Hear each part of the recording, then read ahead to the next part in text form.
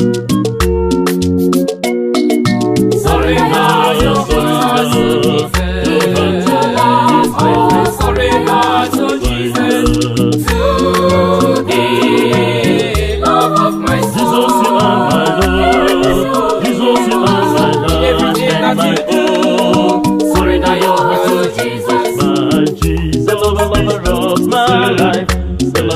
of my soul, He is the same today, forever. Jesus, lover of my life, lover of my soul, He is the same today, forever. Jesus, lover of my life, lover of my soul, He is the same today, forever. Jesus, love of my soul, love of my life, oh yeah, I'll always be your love. Surrender your heart to Jesus. Give your love, my friend. Surrender to Jesus.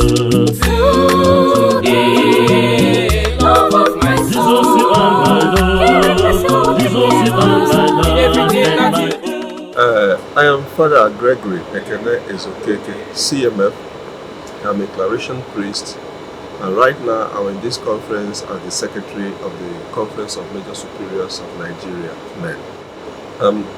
The conference of this year is themed in such a way that brings two particular topics to mind. One, formation, the other one is Neo-Paganism. My sentiments after the fourth day, today is actually the fourth day that we are here, is one that of excitement, and I'm feeling truly enriched because of the way that we viewed the term Neo-Paganism. We looked at it in a way that touched consecrated life. It's not just, we don't think of paganism anymore in terms of shrines or in terms of things that do not go well, in terms of separation from Christianity, but in terms of things that do not go well with reference to the way we live our lives as consecrated people. Self-worship is a kind of Neo-Paganism, or abandoning the ways we are supposed to live as consecrated people. It's also Neo-Paganism. And then all this relates to formation, how young people are introduced to the consecrated life. So for me, my sentiments are that of excitement, where I'm strongly positively minded about the outcomes of this conference. And I thank God that it is actually a theme that was chosen for this conference, because it is timely and needed for our times. Well, the lessons are diverse, and I think this has already figured in my first question. The first thing I think the presenter did was to tell us the difference between paganism and Neo-Paganism, and the reason for us to reinterpret the term Neo-Paganism today.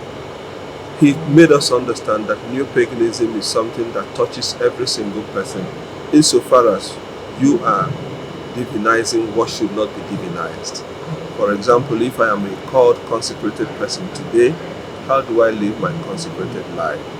If I live that life and continue to chase shadows, and continue to adore things that are not supposed to be central to my own life, it's a kind of Neo-Paganism. So this is something, a very strong lesson for all of us to know, that we can indulge in some kind of self-worship, and we are neo-pagans, even when we are not very much aware of it. And then he talked about how young people are supposed to be introduced to the life today, because young people, according to the presenter, are now very, very exposed people. And so we are going to continue to make them continuously aware of the situation that is there, not pretending that that situation is not present. And so introducing them truly to this life in a proper way will make for a better consecrated life and the way we conceive it and live it. But I think it is important for formation houses to imbibe the information that comes from our communique at the end of this conference, because we all know that we live in a world in which consecrated people need to be more than ever witnesses of the gospel. And we also know that most of the problems we have with consecrated life today comes from formation. And so the communique, I think, will emphasize this idea of formation, and formation houses are also supposed to take cue from the fact that we all need to grow.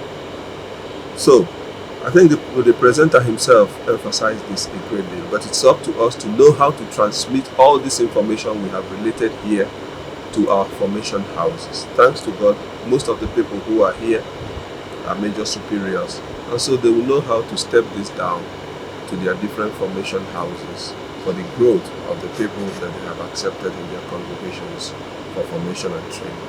I think before, there has been an emphasis to what formation houses can do in character formation, without enough emphasis on what transpired before candidates begin to approach formation houses. And so I think this question is very apt for us today, because I think this is the trend that modern formation systems are leaning towards. Understanding that family background plays a lot of role in the formation that we have. And among the questions asked today, somebody was saying that we should subject people to psychotherapy once they approach us. And this objection is what is going to reveal a number of things regarding their background to us.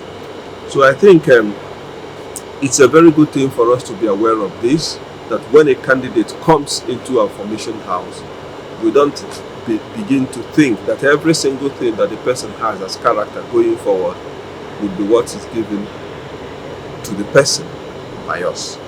But to also understand that parents and families have greatly and largely formed people, and that all that we have to do is to key into what the person already has. If there are damages, we do damage control. If there are strengths that already come from the family, we build on it and make the person, and try to make the person better in our formation houses.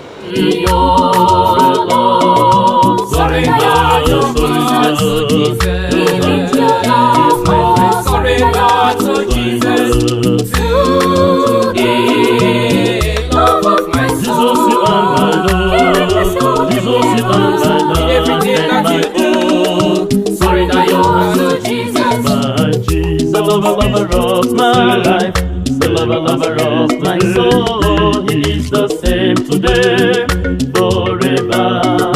Jesus, the lover of my life, the lover of my soul. He is the same today, forever. Jesus, the lover of